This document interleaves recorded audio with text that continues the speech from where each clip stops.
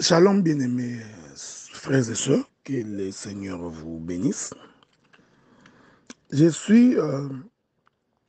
Nous allons donc continuer notre intervention que nous avions commencé hier, dont le thème principal est deux valent mieux qu'un, parce qu'ils retirent un bon salaire de leur travail. J'ai toujours souhaité que quand nous avons suffisamment de groupes comme ça qui se créent, c'est aussi important de voir deux fois associer aussi des sœurs, hein, pour qu'également qu'elles soient édifiées. Elles pourront à des occasions aussi défendre la parole là où elles se trouvent. Nous avons toujours tendance à croire que quand il s'agit de partage comme ça des Écritures, on ne peut mettre que des frères. Alors que des fois les sœurs sont importantes parce qu'elles peuvent défendre l'Évangile partout où elles sont. Voilà, donc bon, prions le Seigneur alors. Dieu, nous te disons merci, maître des temps et des circonstances. Tu as permis que cela soit possible en ce mardi. Alors, chemine donc avec nous, marche avec nous, éclaire nos voies, fais en sorte que nous puissions de plus en plus nous rapprocher du royaume.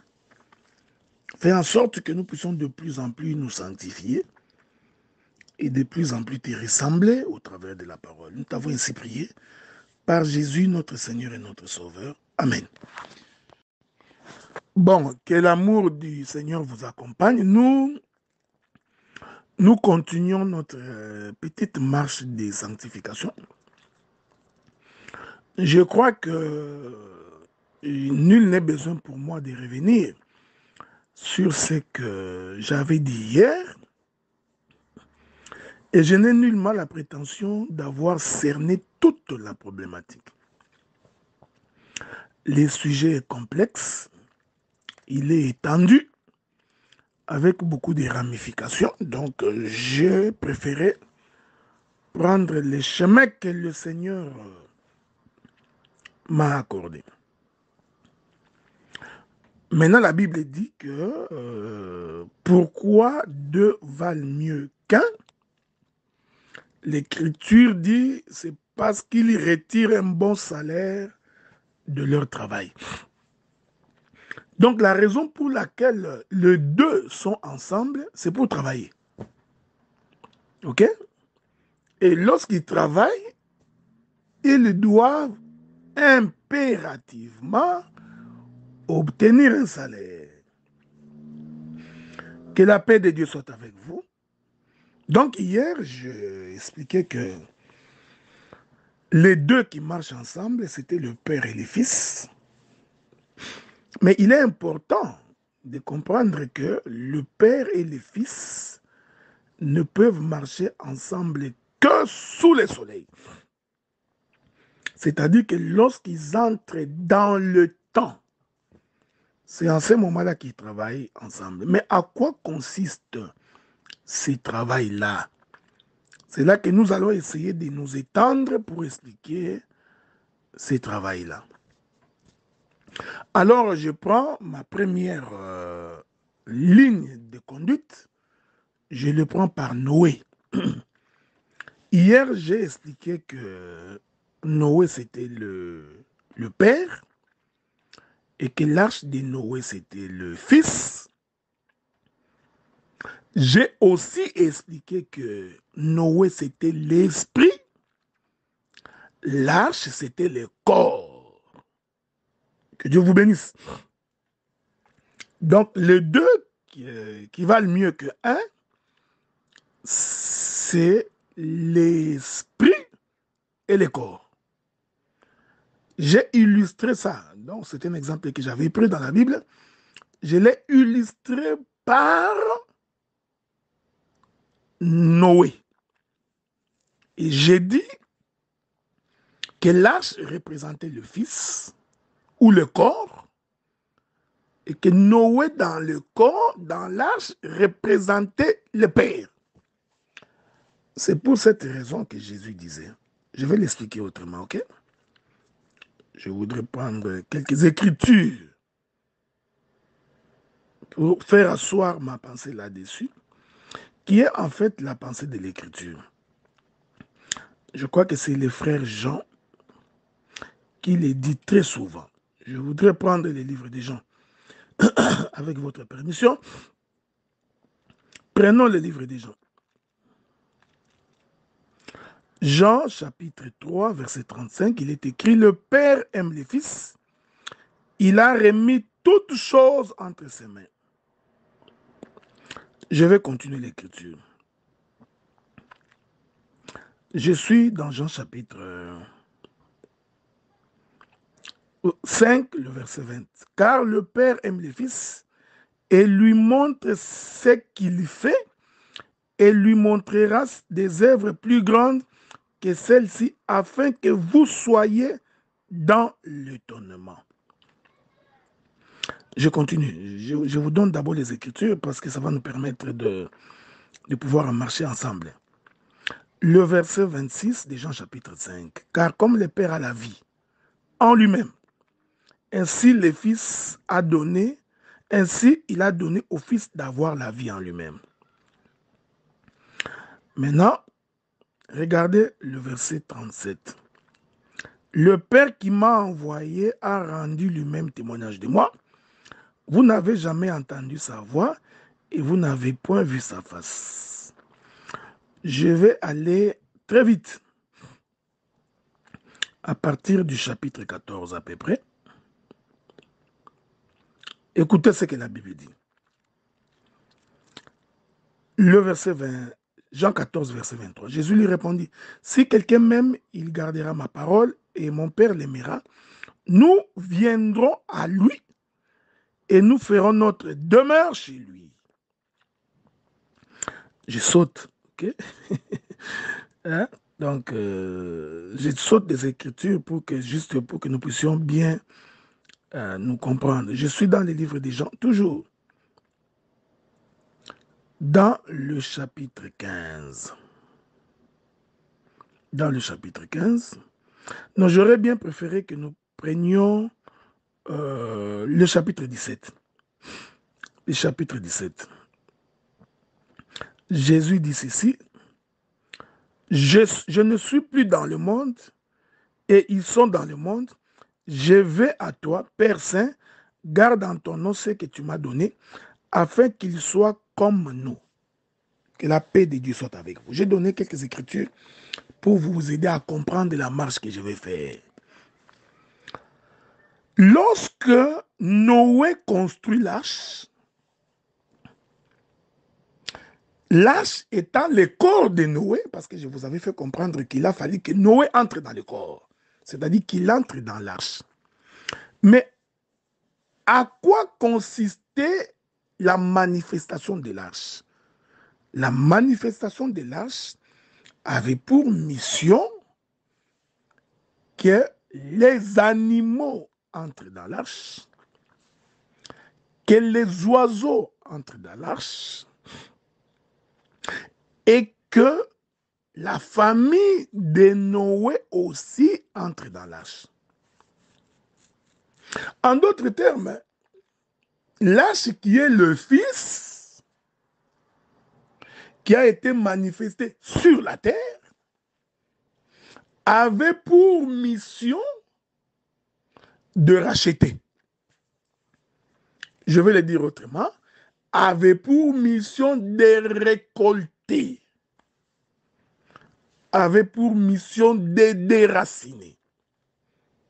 C'est pourquoi quand Jésus est en train de marcher sur la terre, il répétait à qui voulait l'entendre, le Père est en moi, je suis dans le Père. Le Père est en moi, je suis dans le Père. Que Dieu vous bénisse. Ce que j'ai fait, c'est ce que je vois le Père faire. Il n'y a rien que je ne puisse faire si ce n'est par le Père. Il dira même à Philippe, qui m'a vu, a vu le Père. Donc, que Dieu vous bénisse. La mission de les deux sur la terre, c'était de travailler. Et ce travail-là consistait dans la conversion et la repentance des pécheurs. Est-ce que vous me suivez? Et ce travail-là est fait par le 2. Je vais répéter ça. Je répète ça clairement. Ce travail-là est fait par le 2. Donc, ce sont les deux, c'est-à-dire le Père et le Fils, qui appellent les hommes pécheurs pour qu'ils viennent entrer dans la présence du Seigneur. C'est pourquoi la Bible dit, nul ne peut venir à moi. Vous comprenez que ici, c'est l'arche qui parle, c'est le Fils qui parle, c'est la partie du corps qui parle. Nul ne peut venir à moi s'il n'est pas attiré par le Père. C'est-à-dire, tu ne peux pas entrer dans l'arche si Noé ne t'appelle pas. C'est ce que la Bible dit. C'est pourquoi l'écriture que nous avons lue dans les livres des Jean, le Seigneur Jésus-Christ dit, ils étaient à toi, tu me les as donnés. Ok? C'est-à-dire, le travail accompli par le deux qui valent qu'un, c'est le travail de la conversion. Maintenant, écoutez très bien, écoutez très bien. Parce que Dieu, en tant qu'esprit, ne pouvait pas sauver. Parce que pour que Dieu, en tant qu'esprit, sauve, il doit devenir notre plus proche parent. Que Dieu vous bénisse. Hein? Est-ce que vous remarquez cela? Nous allons continuer. Que le Seigneur vous bénisse, que la paix de Dieu soit avec vous. J'étais donc en train de dire que les deux, il faut très bien me suivre, qui valent mieux qu'un, c'est le Père et le Fils. Mais n'oubliez pas que le Fils, le Père est dans le Fils. Ok? Parce que le Fils doit être notre plus proche parent. L'homme ayant péché, étant privé de la gloire de Dieu, il fut donc chassé du jardin. Il fallait donc que l'Éternel Dieu fasse les démarches d'aller récupérer Adam. Je vais répéter ça. Laissez-moi répéter ça clairement pour que les gens nous saisissent. Lorsque l'Éternel Dieu a planté l'Éden, le jardin d'Éden, la Bible dit que le jardin d'Éden a été planté en Orient. Je veux que tu me suives. Je vais lire ça. Je vais lire ça. Parce que si je ne le dis pas, tu auras des difficultés pour comprendre cela. Je prends le livre de Genèse. Il est écrit, Genèse chapitre 2, verset 8. Puis l'Éternel Dieu planta un jardin en Éden, du côté de l'Orient, il y mit l'homme qu'il avait formé. Je confirme que Éden était en Orient. Cela veut dire que l'homme, avant le péché, habitait l'Orient. Vous êtes d'accord avec moi, non?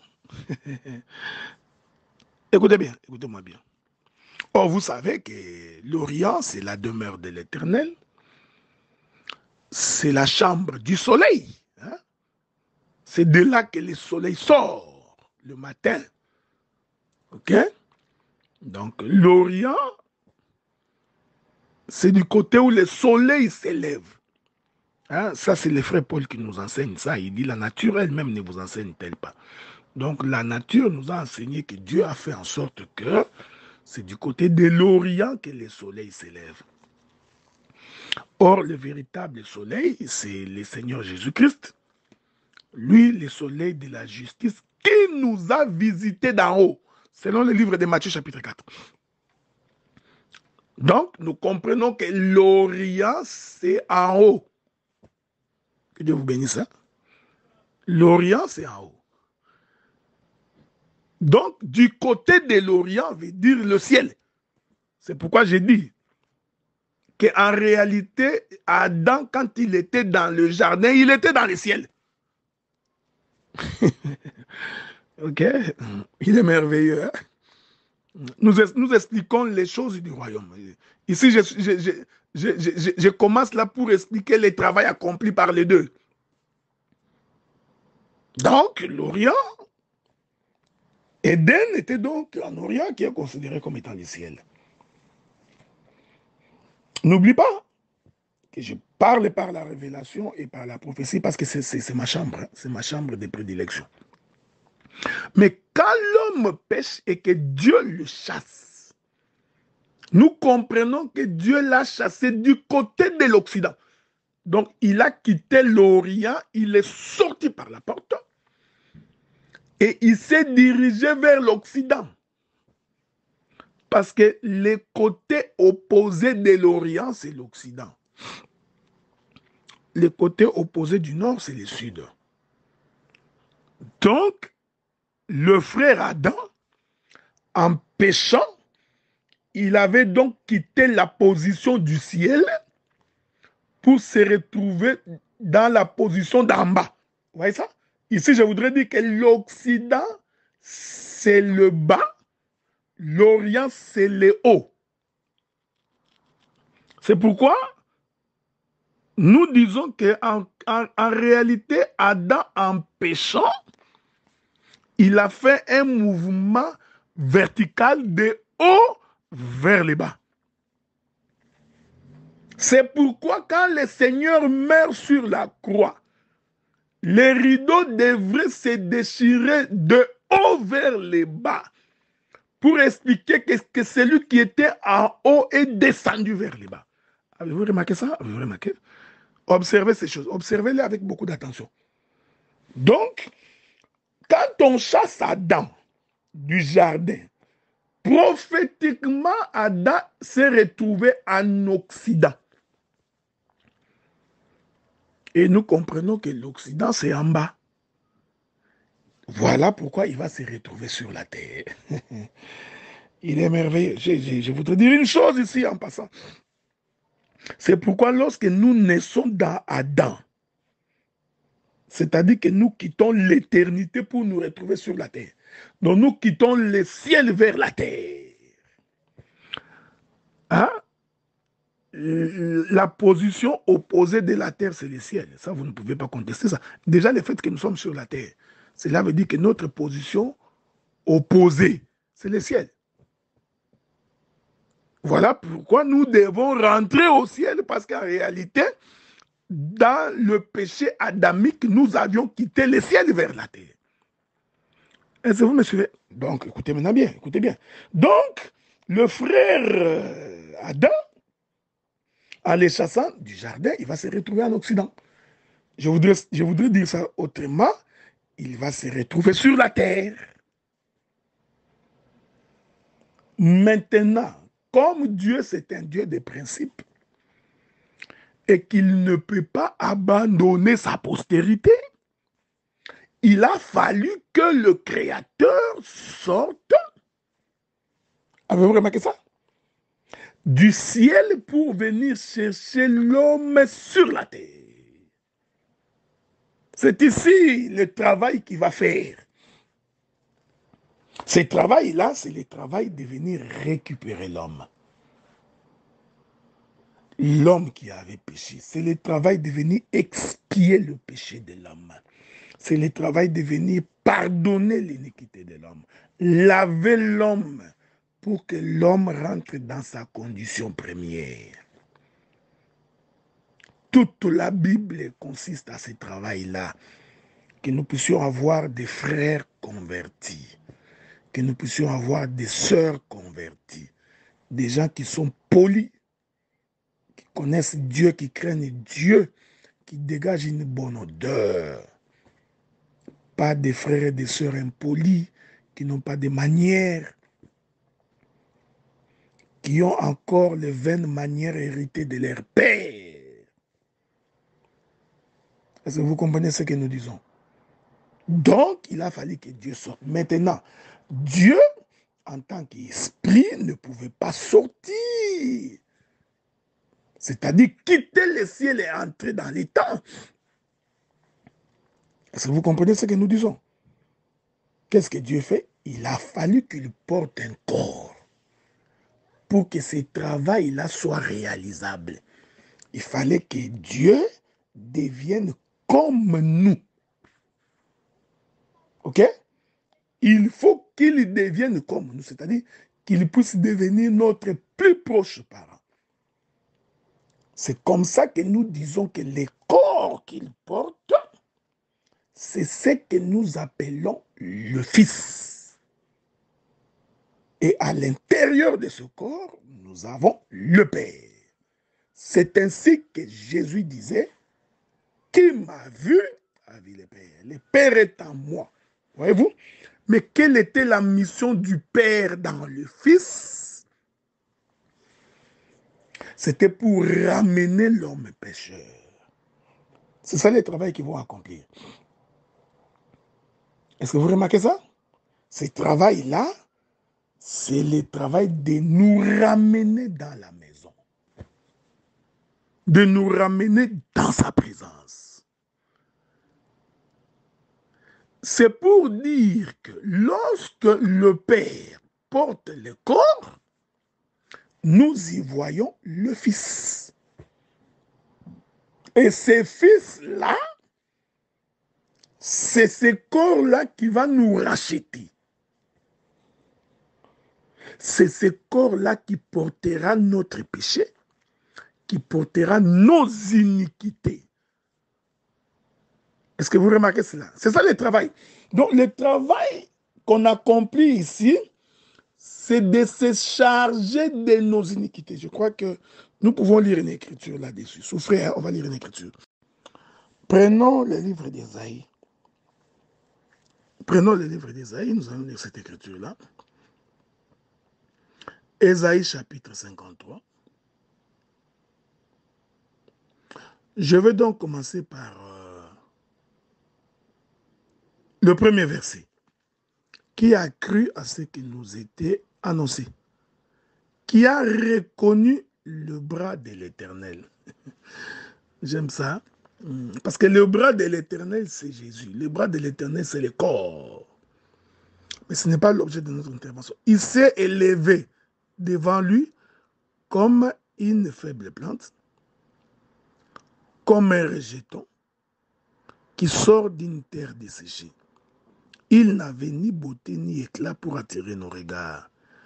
Et son aspect n'avait rien pour nous plaire. Faites attention. Lorsque le prophète Ésaïe parle, lorsqu'il décrit le Seigneur de cette manière, avec une forme de laideur, il faut faire attention, parce que ici, Ésaïe est en train de voir la chair portée par le Créateur. Parce que le psalmiste dit, il est le plus beau d'entre 10 000. Tu vois? Donc, il ne faut pas croire que lorsqu'on parle ici de la laideur de notre Seigneur, toi, tu es en train de voir une photo de quelqu'un qui est très moche. Non. Ésaïe, cette laideur-là, Ésaïe voulait tout simplement nous décrire l'état du péché. C'est pourquoi il va dire, méprisé et abandonné des hommes, homme de douleur et habitué à la souffrance, semblable à celui dont on détourne le visage. Faites attention, ce n'est pas que le visage de Jésus physiquement comme ça était mauvais ou il était moche. Il ne faut pas les prêcher comme ça. Nous l'avons dédaigné, nous n'avons fait de lui aucun cas. Maintenant, Isaïe explique le pourquoi. Cependant, ce sont nos souffrances qu'il a portées. C'est de nos douleurs qu'il s'est chargé. Et nous l'avons considéré comme puni, frappé de Dieu et humilié. Mais il était blessé pour nos péchés, brisé pour nos iniquités. Le châtiment qui nous donne la paix est tombé sur lui et c'est par ses maîtres sûrs que nous sommes guéris. Écoutez maintenant, nous étions tous errants comme des brebis. Chacun suivait sa propre voie et l'Éternel a fait retomber sur lui l'iniquité de nous tous. Vous pouvez continuer si vous voulez. Ici, vous voyez, c'est le travail. Mais ce travail-là, celui qui subit les coûts de ce travail, c'est le Fils. Cependant, le Père est à l'intérieur du Fils. Donc, la vie reste intacte, la lumière reste intacte à l'intérieur. Mais de l'extérieur, nous avons une laideur impossible à cause de nos souffrances, de nos péchés, de nos iniquités, de toutes nos blessures. C'est pourquoi des fois nous nous permettons de dire à quelqu'un que quand on est en Christ, on doit être en paix. Parce que l'Éternel s'est chargé de toutes nos souffrances. Les combats que nous avons ne sont que passagers parce que l'Éternel a combattu pour nous. La maladie qui nous accable n'est que passagère parce que le Seigneur a porté toutes nos maladies. Donc il n'y a rien qui puisse résister à cela. Est-ce que vous voyez? Je ne voudrais pas faire d'évangélisation ici. Donc, ici nous comprenons, avec l'aide du Saint-Esprit, que le travail que les deux accomplissent en réalité, c'est le travail de la rédemption. C'est le travail du salut. C'est le travail qui nous rachète. Ce travail est fait par le Père et par le Fils. Mais comme le Fils devrait nous ressembler, voilà pourquoi le Fils devrait porter toutes ses souffrances et toutes ses iniquités. Je suis en train de chercher une écriture dans les livres des Corinthiens, je crois. Je ne sais pas si je trouverai cette écriture-là. Sinon, je vous reviendrai après. Donc, il y a une écriture que je cherche là. Voilà. Prenons le livre des Hébreux. Prenons le livre des Hébreux, le chapitre 2. Hébreux chapitre 2. Je voudrais prendre une écriture. Verset 16. Car assurément, ce n'est pas à des anges qu'il y vient en aide. Ça, c'est Dieu. Hein? Mais c'est à la postérité d'Abraham. En conséquence, il a dû être rendu semblable en toutes choses à ses frères. J'aime ça. Ok, j'aime les Écritures. Voyez-vous? Hein? Qui est en train de rendre, c'est Dieu lui-même. Mais il se rend semblable à ses frères par les fils. Il est écrit, il a dû être rendu semblable, je dis bien, en toutes choses à ses frères, afin qu'il y fût un souverain sacrificateur, miséricordieux, fidèle dans les services de Dieu, pour faire l'expiation des péchés du peuple. C'est ça le travail. Car ayant été tenté lui-même dans tout ce qu'il a souffert, il peut secourir ceux qui sont tentés. J'aime la Bible. Hein? J'aime la Bible. J'aime les Écritures parce que ça nous permet de très bien voir les choses. Avez-vous remarqué ça? Donc, il s'est rendu semblable à nous. Jésus est devenu comme nous. Et il a été tenté de toutes sortes de tentations comme nous, afin de nous secourir. C'est pourquoi j'ai toujours dit que quand tu es en difficulté et que la tentation est forte, souviens-toi qu'il y a quelqu'un qui était devenu comme toi, qui a enduré, qui a pu tenir le coup. Donc toi aussi, si tu pries le Seigneur t'aidera pour que tu tiennes le coup par rapport à cela. Que la paix de Dieu soit avec vous. Est-ce que vous remarquez ça? C'est pourquoi j'insiste pour dire le travail que les deux font, c'est-à-dire c'est le travail de secourir. Je voudrais ici ajouter un élément important. Pourquoi faudrait-il qu'il y ait les deux? Parce que c'est l'esprit qui permet à la chair de ne pas succomber à la tentation. C'est l'esprit qui permet à la chair de résister au péché. C'est l'esprit qui permet à la chair de tenir le coup. Voilà pourquoi le Seigneur, portant un corps semblable au nôtre, avait besoin de l'esprit pour résister. C'est pourquoi même aujourd'hui, si quelqu'un n'a pas le Saint-Esprit, il ne peut pas résister au péché. Aucun homme n'a la capacité, la force de résister au péché si ce n'est par le Saint-Esprit. Voilà, les deux valent mieux qu'un. Je sais qu'il y a des éminents prédicateurs qui m'ont précédé, qui ont pris d'autres directions, ok? Et toutes ces directions sont bonnes. Mais j'ai préféré prendre cette marche ici pour dire que c'est à cause de cela, voyez-vous, que les deux doivent marcher ensemble et travailler. Et ce travail-là, le livre des Hébreux nous atteste que c'est pour expier les péchés, porter nos transgressions et enlever toutes nos iniquités. C'est pourquoi vous remarquerez que dans le chant de Boaz, nous allons lire ça avec l'aide du Seigneur, vous remarquerez que quand Boaz quitte sa maison et qu'il vienne au champ, en fait, Boaz quitte le ciel vers la terre. Bon, écoutez, je vais... Retournons d'abord dans ce que je disais. Donc, je disais donc que quand Adam est chassé, il se retrouve en Occident. En Occident, c'est la terre. Donc, pour que Dieu descende sur la terre, Dieu devrait donc prendre le corps semblable à l'homme.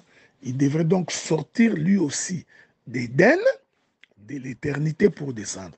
C'est pourquoi le livre des Hébreux, dans son chapitre 10, il est écrit, tu n'as voulu ni sacrifice ni holocauste, tu m'as fait un corps, voici, je viens. Dans le rouleau du livre, il est question de moi, ô Dieu, pour faire ta volonté. Quelle était cette volonté? De venir sauver l'humanité pour permettre à Adam de rentrer dans sa demeure. Examinons la même chose dans Boaz. Suivez-moi bien, regardez. Que la paix de Dieu soit avec vous. Examinons quelque chose d'intéressant avant de pouvoir avancer. Je suis dans les livres de Ruth. Écoutez, Ruth chapitre 3. Le verset premier, je commence. Naomi, sa belle-mère, lui dit, ma fille, je voudrais assurer ton repos afin que tu fusses heureuse. Maintenant, Boaz, avec ses servantes duquel tu as été, n'est-il pas notre parent? Voici, il doit vanner cette nuit les orges qui sont dans l'air. C'est très important. Ok? Naomi précise à Ruth que cette nuit ici, Boaz viendra pour vanner, mais il ne vannera pas autre chose que les orges.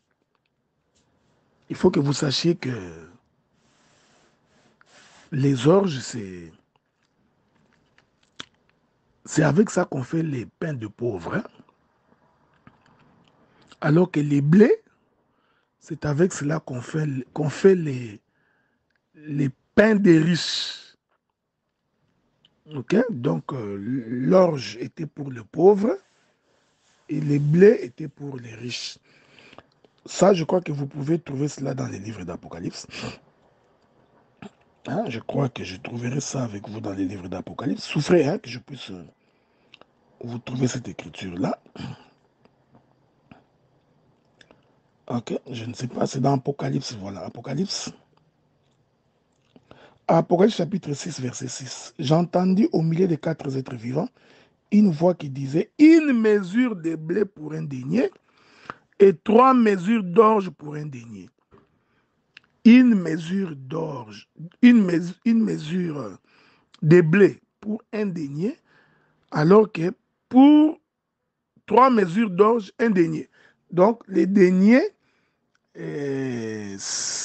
étaient moins chers. Non, pardon. L'orge est moins cher que le blé. Le blé est plus cher. Que Dieu vous bénisse. Le blé est plus cher, l'orge est moins cher. Vous remarquez ça? Je veux que vous me suiviez très très bien. Hein? Parce que le blé et l'orge, c'est les deux qui valent mieux qu'un. Et c'est ce qui sauve le peuple. C'est ça le travail. Suivez-moi attentivement. C'est pourquoi, un jour, Jésus répondant aux Grecs, il leur dit, si les grains de blé ne tombent à terre. Ah, donc quand le Seigneur dit que si les grains de blé ne tombent à terre et ne meurent, il reste seul. Mais s'il meurt, il devient plusieurs. Donc le Seigneur confirme que les grains de blé viennent du ciel, mais ils tombent à terre. OK? Or, quand les grains de blé viennent du ciel, les grains de blé à la position élevée, à la position du trône. Mais quand le blé élevé tombe à terre, il devient l'orge, il devient pauvre. Est-ce que vous comprenez ça? Je répète ça, je voudrais que vous compreniez bien ce que j'ai dit. Parce qu'il est écrit dans la Bible que lui qui était riche s'est fait pauvre. Lui qui? Les grains de blé élevés, qui en descendant devient l'orge qui est les grains de pauvre. Il devient pauvre. C'est pourquoi Boaz, un homme riche, va venir vanner la nuit. Il vanne quoi? L'orge. Donc la position de Boaz qui quitte son palais, c'est la position du blé. Mais lorsqu'il descend, il vient vanner l'orge parce qu'il devient les grains d'orge. Suivez-moi bien, suivez-moi bien. Mais pour quelle raison Boaz est-il venu dormir dans les champs? Et pourquoi était-il venu vanner pendant qu'on moissonnait des l'orge? Et c'est à ce moment-là que Naomi lui dira. Avez-vous remarqué? Si vous lisez le chapitre 2, vous allez constater que, en réalité, Boaz avait déjà croisé Naomi, qu'ils avaient déjà parlé. Mais cette nuit-là spécialement, Naomi savait que c'était la moisson d'orge. C'est-à-dire, le pain des pauvres devait descendre sur la terre. Est-ce que vous remarquez ça? Alors, il dit, quand il viendra pour vanner cette nuit l'orge, c'est en ce moment-là que tu t'approcheras pour le découvrir. Ah, j'ai compris que lorsque Boaz était sur les champs, il était couvert. J'aime ça, j'aime ça. Parce qu'il dit, la femme, Naomi dit à Ruth pour découvrir ses pieds. Je n'entre pas dans les détails, hein? Ce n'est pas ce qui m'intéresse. Ici, je voudrais seulement dire que quand Naomi dit pour découvrir ses pieds, nous comprenons que lorsque Boaz est allé se coucher, Boaz s'était couvert. Nous disons que cette couverture-là que Boaz avait portée pour dormir, c'est ça le corps. C'est ça le fils. Il est merveilleux. Hein? Donc, c'est ça l'arche de Noé. Hein? Que la paix de Dieu soit avec vous. Que la paix de Dieu soit avec vous. Donc, il est descendu. C'est vrai qu'il est descendu. Hein? Voyez-vous, Boaz est bel et bien descendu. Mais Boaz ne pouvait pas dormir, donc descendre avec son visage de Boaz, c'est-à-dire l'esprit, c'est-à-dire Dieu le Père. Il ne pouvait pas. C'est pourquoi quand il descend dans le champ, au moment de se coucher, parce que c'est tout un travail, se coucher là, c'est l'œuvre de la croix. Avez-vous remarqué ça? Ces couchers-là, c'est toute une œuvre de la croix. Donc, pour ces couchers-là, c'est quand il descend sur la terre, il s'habille. Cet habillement-là, nous disons que Boaz, c'est l'esprit dans le corps. Maintenant, il était de la responsabilité de Ruth de soulever les manteaux. Tu vois, vous voyez, hein? Lever le manteau pour découvrir ses pieds.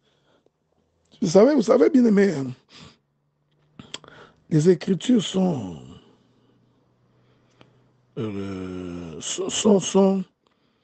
elles sont importantes si l'on veut comprendre les mystères de l'Évangile. J'étais en train de chercher une écriture pour vous que je voudrais bien vous ajouter. Ok? Je ne sais pas si je trouverai cela, mais sinon, je reviendrai plus tard. Je reviendrai ça plus tard. Ok? Remarquez. Donc, ici, c'est Boaz là qui descend, qui vient la nuit pendant la moisson d'orge, qui est en réalité le temps de la moisson de pain de pauvre. Une façon de dire que lui qui était riche, c'est-à-dire lui qui était élevé, s'est fait pauvre.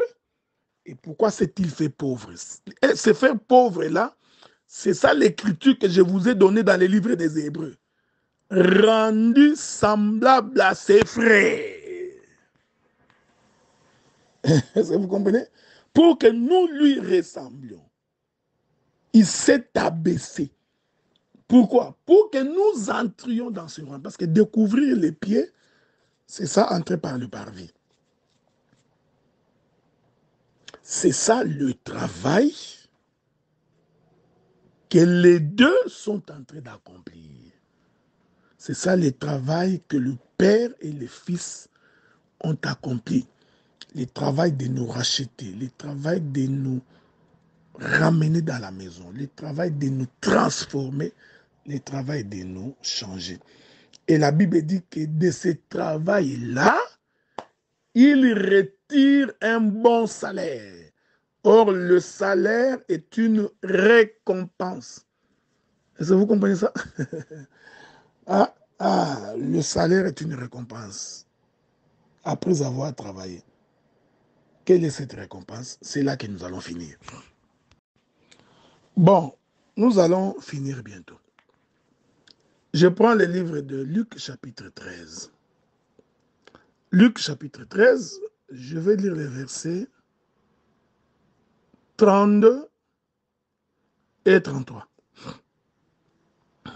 Il est écrit. Je peux me descendre plus bas si vous voulez, mais je vais d'abord lire 32 et 33. Commençons par le verset 31. C'est le même jour. Quelques-uns des pharisiens vinrent lui dire, va-t'en par d'ici, car Hérode veut te tuer. Il leur répondit, allez et dites à ces renards, voici je chasse les démons et j'ai fait des guérisons aujourd'hui et demain, le troisième jour, j'aurai fini. Que Dieu vous bénisse. Hein? Je réponds ça, voici, je chasse les démons et j'ai fait des guérisons aujourd'hui et demain et le troisième jour, j'aurai fini. Mais il faut que je marche aujourd'hui, demain et le jour suivant. Car il ne convient pas qu'un prophète périsse hors de Jérusalem. Ah, c'est le travail. Dites donc à ces renards que je suis en train de chasser les démons. Je suis en train de guérir. Je peux à ce titre-là ajouter Luc chapitre 4 à partir du verset 11. L'Esprit du Seigneur est sur moi et m'a oint pour annoncer la bonne nouvelle, rendre libres les opprimés, donc guérir les malades, que les aveugles voient. Ce travail-là consiste à sauver l'homme. Et il est dit, je le fais aujourd'hui, demain et après-demain, je m'en irai. C'est-à-dire qu'au troisième jour, je serai parti. Au troisième jour, j'aurai fini mon travail. Et le salaire par rapport à cela, c'est une femme, c'est l'Église. Vous voyez, c'est ce que nous sommes. Nous sommes la récompense d'un travail. C'est pourquoi la Bible dit que vous aviez été rachetés à un grand prix. Ok? C'est à un grand prix que vous avez été rachetés. Donc votre vie est précieuse devant le Seigneur. Donc vous n'avez pas été rachetés pour vivre dans le péché. Vous n'avez pas été rachetés pour demeurer dans les camps de l'ennemi. Mais vous avez été rachetés à un grand prix pour que nous marchions en nouveauté de vie. C'est pourquoi il est écrit, Christ nous a rachetés de la malédiction de la loi, étant devenu malédiction pour nous, car il est écrit, maudit et quiconque pendu au bois. Avez-vous remarqué cela? Et le frère Pierre va ajouter, je crois dans les livres de 1 Pierre chapitre 1 verset 18, il ajoute, il dit, sachant que ce n'est pas par des choses périssables, par de l'argent ou de l'or, que vous avez été rachetés de la vaine manière de vivre que vous avez hérité de vos pères. Ok? Ça, c'est le frère Pierre qui dit ça. Le frère Paul, il s'y renchérit dans les livres de 1 Corinthiens chapitre 6 verset 20. Il dit, car vous avez été rachetés à un grand prix. Glorifiez donc Dieu dans votre corps et dans votre esprit qui appartiennent à Dieu. Vous avez été rachetés à un grand prix, ne devenez pas esclaves des hommes. Voyez-vous, donc ce sont des choses qui nous enseignent que c'est par le sang précieux de Christ, comme d'un agneau sans défaut et sans tache, cet agneau qui a été prédestiné dès avant la fondation du monde et qui a été manifesté à ce temps ici pour que nous croyions en Christ et que par sa mort et par sa résurrection, que nous vivions en nouveauté de vie. Ayant été nous-mêmes purifiés dans nos âmes en obéissant à la vérité de la parole. Donc, la récompense, les salaires du travail accompli par le deux qui valent mieux que un, c'est nous, l'Église, qui avions été rachetés. Que la paix de Dieu soit avec vous. Je me résume pour aujourd'hui. Les deux qui valent mieux que un, j'ai expliqué ça de plusieurs manières, c'est le Père et le Fils, j'ai expliqué que c'est Adam, l'Esprit du Seigneur, j'ai expliqué dans Noé, j'ai expliqué dans Jonas, j'ai expliqué pourquoi les deux. Pour conclure que c'est en réalité Dieu qui vient sur la terre, mais qui porte un corps, c'est ce corps-là qu'on appelle Fils. Quel est le travail qu'ils ont fait en étant sur la terre? Ce travail-là, c'était de nous racheter, de nous purifier, de nous sanctifier, de faire de nous de nouvelles créatures. Quel est le salaire obtenu? Le salaire obtenu, c'est que nous sommes devenus épouses dans sa maison. La chose est aussi claire que ça. Je prends un exemple dans la Bible pour conclure. Remarquez, David quitte la maison de son père, il y vient dans le champ de combat.